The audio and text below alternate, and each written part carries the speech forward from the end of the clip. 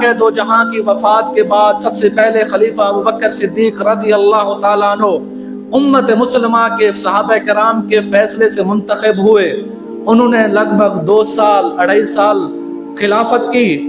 ان کی وفات کے بعد حضرت ابوبکر صدیق نے حضرت عمر فاروق رضی اللہ تعالی عنہ کو اپنا خلیفہ مقرر کیا۔ وفات کا وقت قریب تھا، حضرت ابوبکر صدیق نے حضرت عثمان بن عفان کو بلایا کہ میری وصیت لکھو، اور وصیت لکھ کے شورا کے سامنے، امت مسلمہ کے سامنے پڑھنا، میں اپنا نائب مسلمانوں کا خلیفہ مقرر کر کے جا رہا ہوں۔ حضرت عثمان نے وصیت لکھی، باہر لوگوں کو جمع کیا۔ حضرت ابوبکر صدیق کمرے میں تھے، باہر صحابہ کرام جمع تھے، اور کہا کہ میں کچھ لکھوا کے جا رہا ہوں، کیا تم اس بات کی تصدیق کرو گے؟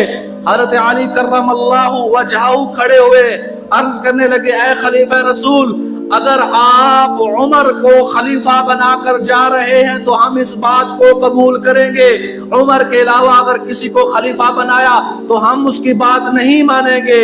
حضرت ابوبکر صدیق خاموش ہو گئے۔ ان کی وفات کے بعد وصیت نامہ کھولا گیا تو حضرت عثمان نے کہا کہ ابوبکر صدیق نے رضی اللہ نے حضرت عمر کو اپنا خلیفہ مقرر کیا، تو سب نے حضرت عمر کی ہاتھ پہ بیعت کی۔